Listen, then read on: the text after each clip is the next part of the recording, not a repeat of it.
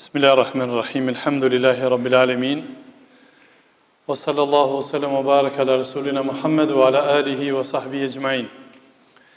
Falenderojmë Allahun xhalla xhelaluhu për gjitha mirësitë e tij, salavatun mbi pejgamberin alayhis salam, familjen e tij, shokët e tij dhe të gjithë ata që pasojnë dhe ndjekin rrugën e tij deri në ditën e gjykimit. E me pastaj të ndershëm vëllezër të pranishëm, vazhdojmë të shoqërohemi me robët e mirë të Allahut xhalla xhelaluhu, praktikisht cilësitë e robëve të mirë të Allahut. Siç kemi promovu i tërë Kurani, tëra fjalë të Allahut xhalla xhelaluhu dhe porositë e tija synojnë kompletimin ton, kompletimin e robëve të Allahut. Në fokus të vëmendjes gjithmonë është njeriu, që njeriu të përkryhet morali i tij, të përmirësohet, të fisnikrohet, të plotësohet. Me theks të veçantë, pra besimtari të jetë model, edhe në vendin e faljes, edhe në vendin e punës të jetë model, edhe në rrugë të jetë model, edhe si prind, edhe si fëmijë, edhe si përgjegjës, çfarë do profesioni që ka të jetë model, të jetë më të mirë të ndershëm vëllezër. Këtë ta kemi në hatër, të jemi të kujdesshëm këtë pikën e fundit që po e theksoj, sepse ata që nuk vinë në xhami o vëllezër, jo vetëm mu si hoxh, po dhe juve si xhamat ju kthyerin me një, po themi, kujdes të veçantë, me një prizëm të veçantë, ose kanë me të thonë hoxh, ani pse si jeti hoxh, ose kanë me të thonë haxhi, nështë edhe si e hiq haxhi, po të paktën të marrin model se ti shkon në xhami. Prandaj këtu na shtohet përgjegjësia jonë ndaj sjelljeve tona, ndaj korrekcisë tonë karshi të tjerëve. Andaj të ndershëm vëllezër, pra jemi duke i përpunu këto vlera në këtë kaptin, pra siç i ka quajt Allahu xhalla xhelaluhu ibadur rahman, robët e të gjithë mëshirshmit. Pra jemi të folë për cilësitë, atributet e robëve të veçantë të Allahut.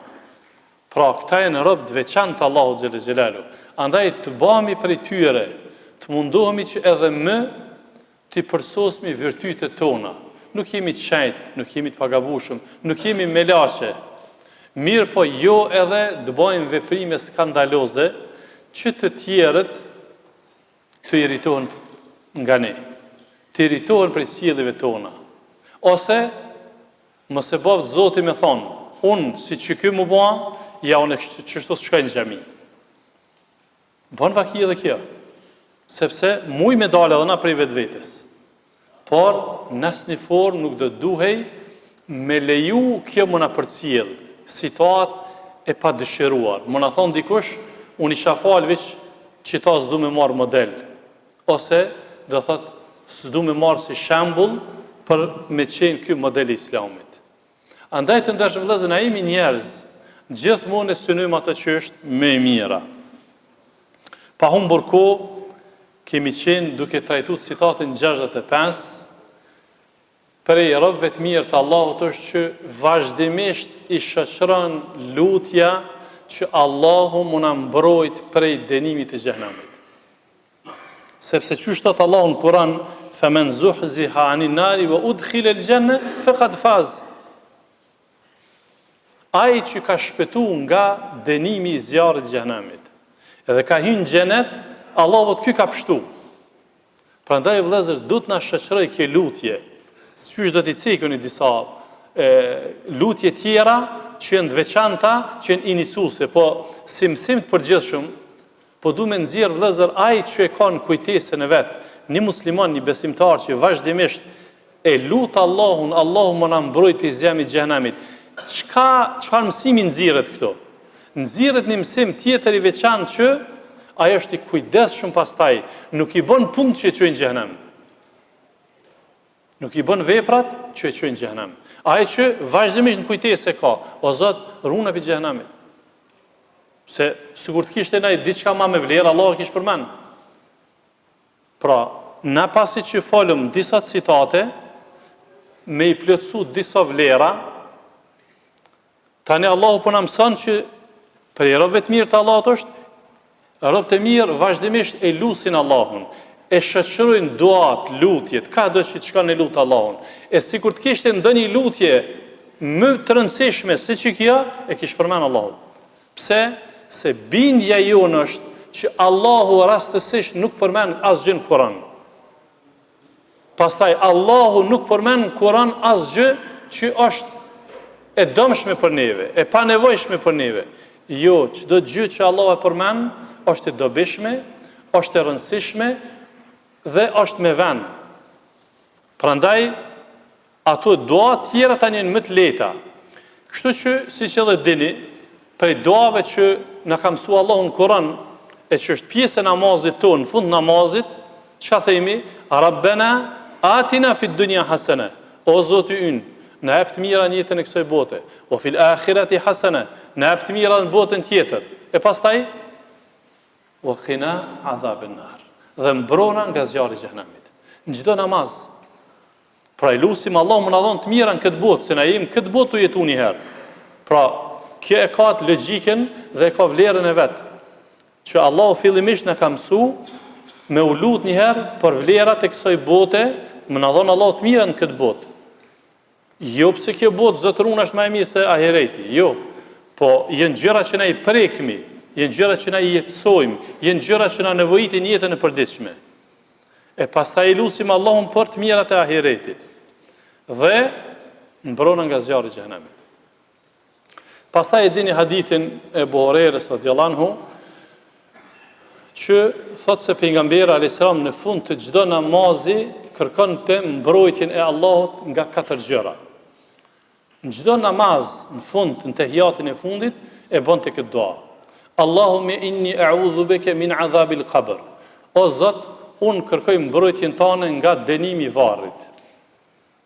O min adhabin nar. Dhe kërkoj mbrojtjen tane nga dënimi i zjarrit të xhenemit.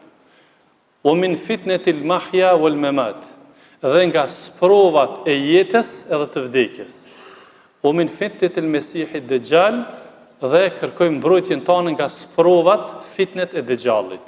Në çdo namaz, sahabët thonë, ne e ka mësuar që dua pejgamberi sa çysh ne ka mësuar surrat e Kuranit.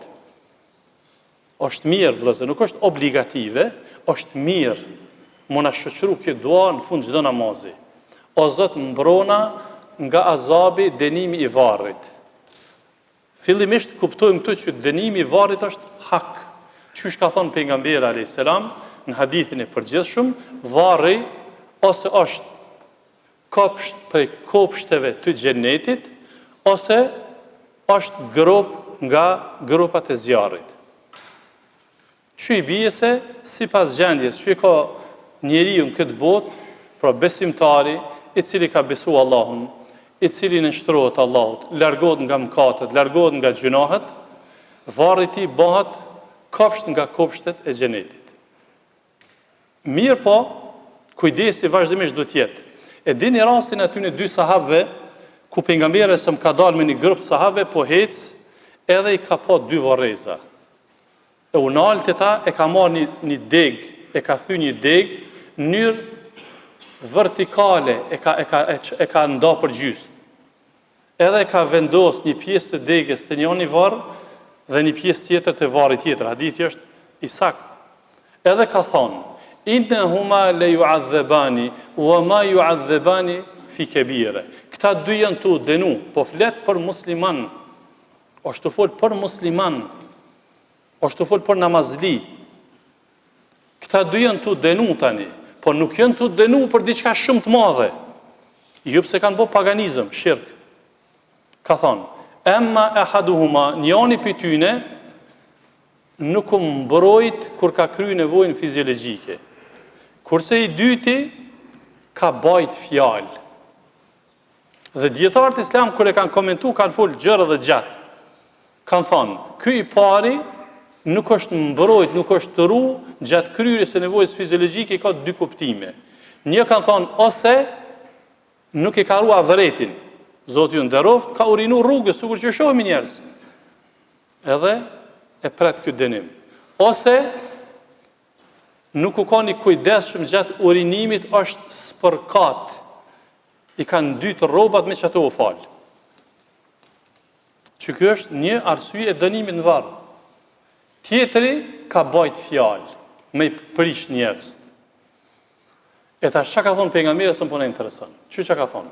Kur ja ka vendosur ato shtagat, degt, ato so kanë mujt me qenë, po themi kushtimisht në mënyrë figurative, në gjysmë metër, centimetër. Çka ka thonë? La'allahu an yukhaffif anhuma ma lam ya'isa. Ndodh që tot pak sa do pak t'ja zvoglojnë dënimin derisa të thahen. Kush derisa të thahet? Shtaga. Sa çike shtaga në temperaturën 50 jashtë. Sa i vyn për mu tha që ke dega? Sa i vyn me muj? Jo, Allah, imrana ditës tha. Llogaritni pra, sa do pak mja zvoglu dënimin derisa të thahen që të shtaga.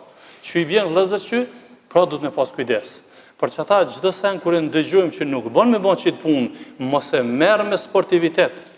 Mos e merr hajtë se jo, merr me seriozitet. Kjo është diçka për atyre që ka ardhur pra në hadith, jem të komentu këtë hadithin e fundit, që i ka bë pejgamberi sa në çdo namaz. O Zot, na mbroj nga dënimi i varrit, na mbroj nga dënimi i xhenemit. Që është citati i temës. Pastaj na mbroj nga sprovat e jetës së kësaj bote dhe të vdekjes. Sprovat janë të shumta vëllezër.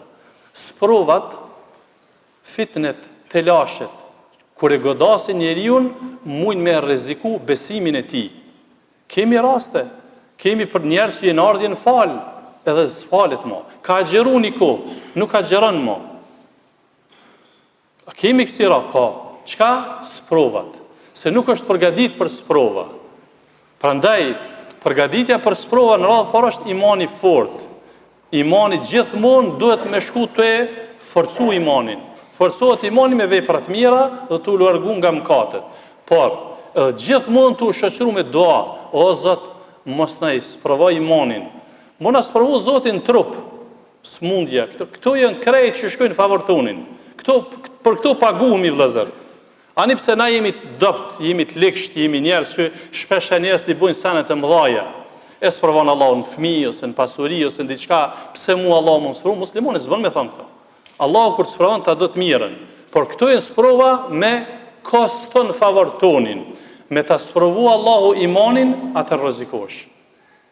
E për atë arsye na shoqërin për duat për më mbrojt, edhe do thotë më mbrojt nga sprovat e Dejxhallit, siç ka në hadithin tjetër. Ka thonë pejgamberi se nuk ka pejgamber që nuk ja ka tërheq vërejtjen popullit të tij nga Dejxhalli. Edhe unë ja tërheq vërejtjen. Kështu ka thonë pejgamberi. Pra, mu mbrojt me njoft kush është Dejxhalli, sepse është peshemet e kiametit, edhe do të provokon shumë njerëz e kështu me radhë. Pastaj të ndershëm vëllezër, po i cekit citatin tjetër, që Allahu xhelle xhelaluhu na flet për cilësit e robëve të përgjithshëm, sepse çdo citat ndoshta kërkon ligjërat në veti. Citati i radhës, citati 67, Allahu xhelle xhelaluhu na flet për disa robë që janë të përgjithshëm në raport me pasurinë. Kur Allahu xhelle xhelaluhu jep mall, jep kapital, është i përgjithshëm. Nuk e tepron asnjën e non. As nuk e tepron me dhanje, as nuk e tepron me kooperaci, tahmashallak. Kështu Allahu xhelle xhelaluhu i ka thujt ta rob. Thot Allahu xhelle xhelaluhu: "Walladhina idha anfaqu lam yusrifu wa lam yaqturu wa kana bayna dhalika qawama." Mund si vëllezër, afrohuni pak, ngushtohuni pak se ka shumë që të prind kam. E jani përpara vëllezër se ka vend mjaftush. Allahu xhelle xhelaluhu po thot prej robëve të mirë të Allahu xhelle xhelaluhu janë ata të cilët nuk e teprojnë në dhënje, por dhe nuk e teprojnë në dërshtërngim. Wa kana bayna dhalika qawama. Në mes këtyre dyja janë të mesëm. Pra, ky citat të vëllezër na flet për rregullimin e ekonomisë private. Për Allahu xhelle xhelaluhu para 1500 viteve parafërsisht na flet qysh me rregullu besimtari ekonominë private. Kur për Allahu t'jep mall, qysh duhet me përdor mallin, kapitalin në interes tonin edhe të familjes. Pra, ka shumë ajete në Kur'an që flasin për formën e dhënjes. Nuk jem të fol na këtu, a me dhon publikisht apo fshehur asgjë, është këtë temë tjetër. Na jem të fol këtu, qysh mi balancu këto dyja, Mos me qenë as dorë shtrëngut, po dhe mos me e tepru në dhënje. Pse pas ka dikush që tepron dhënje, çka kanë thonë dietarët këtu? Në radhë parë kanë thonë këtu janë ata kujdestarë të familjes që e teprojnë me të tjerët dhe e lanë mangu familjen. Për shembull, jo apin tjerëve, apin ata, fukarave tjerëve, po e teprojnë nuk japin familje. Nuk japin familje. Kjo është një koment që kanë dhënë dietarët islam. Për atë arsye dini që ka në hadithin e saktë ku pejgamberi alayhis salam kur ka fol për sadakan ka thonë sadakaja më e mira është kafshata e gojës që e shtim në gojën e bashkëshortes së të fëmijëve tonë, që i ushqejmë pra familjen e ngushtë. Kjo sadakaja më e çmueshme. Ka folë Allahu xhelel xhelal po ashtu në Kur'an suratul Baqara. Yes'alunaka madha yunfiqun. Nëse të pyesin ty o Muhammed, kush është më meritori me i dhënë? Qul ma anfaqtu min khair. Thuaj atyre, investimin më të mirë që bëni felil walidain, prindërve. Wal aqrabin, të afërmve. Pastaj jetimet e të tjerët. Pra, familja ka në hadithe të shumta, prioriteto familja, ndonja fjala, prioriteto familja, pastaj të tjerët çka të mbetet, sepse për familjen kemi përgjegjësi për Allahut. Pastaj vëllezër, po du me cek një fenomen të kohës, nëse më premton koha, duhet me qenë kujdesshëm me fëmijët, sidomos në çdo fazë. Prindit me qenë kujdesshëm, e sidomos në kohën tonë, ku parja, monedha, është pjesë aktuale e jetës. Nuk është sikur para 4-50 viteve, ku parja, monedha, pak u përdor. Nuk kanë pas as të rriturit në përdor monedhë, pare. E kanë këmby mallin me mall. Në këtë kohë është e detyrueshme, nuk mundesh me shkurt me ble asgjë me mall, me ndru mallin me mall. Me pas kujdes në dy aspekte me fëmijët, sidomos me adoleshentët, me ata që janë para fazës pjekurisë ose veç kanë hyrë në fazën e pjekurisë. Me koni mesum. Pra ky ajet vlen në çdo aspekt, po me theks veçantë për këtë kategori. Që as mos më anol krejt, as mos më tepru mi dhon pa nevojë. I dha shumë, sikur që kemi raste e di që ai ka me ta shpërdor. Sa ai nuk ka pjekuri. Nuk ka pjekuri, sikur më ia dhon për shembull me dhon çdo fëmijë që shkon në shkollë fillore, për çdo ditë ka 10 euro, 20 euro. Ku ko mi quaj? Çka ka me baj? E po mos u çudit që nesër e fillon duhanin. E kur e fillon duhanin tani mos u çudit që pas nesër ka me fillu tani me përdor edhe pije narkotike. Edhe mos u çudit tani që fillon edhe alkoolin edhe probleme të tjera. Pra o gabim. Mirë po një mesatare. Ka nevojë për diçka shpeshher bën edhe mja ble gjërat, mja dhon të gatshme. Ka nevojë pra, edhe për një shim që e bleja e pjeti. Sa ma pak parë në dorë, sepse Allahu në suratun Nisa, në fillim të kapitulit të kështu, wala tu'tu sufaha'a amwalakum, mos ja vepni mendje letëve pasuninë e juve, mos ja vleni në dorë mendje letëve pasuninë e juve. E mendje letë në radhë parë janë ata që janë para pjekurisë edhe fiziologjike edhe mentale. A edhe nëse i ka bo 15 vite, mirë po ende nuk e ka të mjaftueshme pjekurinë mentale. Ende nuk është i pjekun, çka me bo me çto pare. E llogarit kur baba jet për çdo ditë ka 50 euro. Llogarit çka bën tani me çat fëmijë. Andaj vëllezër, këto ajete janë mësim. Na këto gjëra që po i shohim sot, nuk kanë ardhur pse ka rashi shumë te na. Ka ra shumë shi te na dhe borë, e tani kur ka ra shi, kanë ra dhe parët edhe ai djali s'ka ditë, fëmija s'po di qa me bo me to. Nuk është kjo kështu, apo? Kjo nuk është kështu. Kjo është gabim i joni, është gabim i krye familjarëve, i prindve. Prandaj këto ajete të ndershëm vëllezër na edukojnë pas tjerash edhe në këtë aspekt. Pra, citati po ashtu na mëson si të shpenzojmë, si të jemi të mesëm në shpenzim. Shumë çka ka me thonë, po, mund ka pëlqy shumë një thanje e një shokët pejgamberit alayhis salam. Ibn Abbasi, radhiyallahu anhu, ka qenë hoxhi i madh. Djali i Axhës pejgamberit alayhis salam, po ka qenë hoxhi i madh, dietar i madh. Ai kur e ka komentuar çita e Kuranit ka thonë kështu: nuk është shpenzim i tepër ose teprim nëse i investon 1 milion euro me vend. Një kert mirë, shtëpi të mirë, një plac, një tokë, një biznes, nuk ka thonë teprim. Amo 1 dinar me shpenzu pa vend është hinë qita jetë, është teprim. 1 dinar e ke qu pa vend, kemi thonë llogari. 1 milioner e ke qu dikun që janë me vend, ato zonë vend. Ato s'ki gjuna për ta. Pra, qita është mirë me pas në kujtes, sepse njeriu edhe qysh i ka ranet, investon.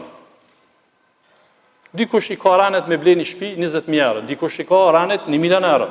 A ato të pruki që i ble një shtëpi 1 milion euro, jo s'është të. Se ky ka një 10 tjerë, ose edhe një 5 tjerë. Ose dikush e ble një kerë 10.000 euro, dikush 100.000 euro.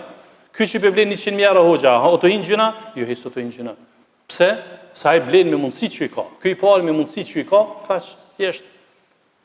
Pra Islami ka lënë këto toleranca. Amo në momentin që ti ato e bën për një synim tjetër, e bën për mendje madhësi, e bën për pa nevojë, e bën do thot me rëndësy, atëherë kjo të nxjerr pastaj prej nevojës dhe kalon do thot pastaj në mëkat. Por ne po flasim mrena kornizave ose mundësive të shfrytëzimit të kapitalit kredit që hyn do thot në citatin kuranor që janë të mesëm. As nuk e teprojnë pra në investim e as nuk e teprojnë në kooperaci, se që të dyja të shkatërojnë njeriu. Teprimi e shkatëron sepse Allahu thret: "Ya bani Adama khudhu zinatakum 'inda kulli masjid." O të bita Ademit, zbukuronu, veshnu mirë kur shkoni në xhami. Wa kulu washrabu, hani, pini, ushqenu, wala tusrifu, mos e teproni. Teprimi është çdo gjë që ti s'ki nevojë për ta, mos e tepro. E këtu bën pse po duam të përmbyll çit citat, për ndryshe vazhdojmë me këtë ligjërat inshallah në hera tjera, por lejohet të kesh rroba të mjaftueshme. Momenti që është që s'pe përdor, çoja një fukaras. Mos i gjuaj rrobat. Kemi fol shumë herë. E shet që një ushqim është bë tepër, do më përgatit shumë ushqim. Mos e gjuaj ushqimin. Minimumin nëse s'mund m'ia dhon dikujt me hangër, ka kafsh, ka shpenzë. Pra ne ta përdor dikush jo në kënd burllogut, sepse kjo tani kalon në masraf. Po në anën tjetër, mos u bën pra tahmaçar, siç ka thënë Allahu në citatin tjetër, mos e vjerë dorën mas shafe. Mas shafe e mund dorën, ose në xhep, se domthon nuk jep. E Allahu xhel xelalu thot: ai që është sprovu, o me ju ka shuha nefsihi, ai që largon tahmaçarllahun për veti kooperacion, ai veç ka shpëtu. Allah na boft dordhansa të mesëm, na boft për atyre që i don Allahu xhel xelalu, Zoti ju shpërblet për vëmendjen, alhamdulillah.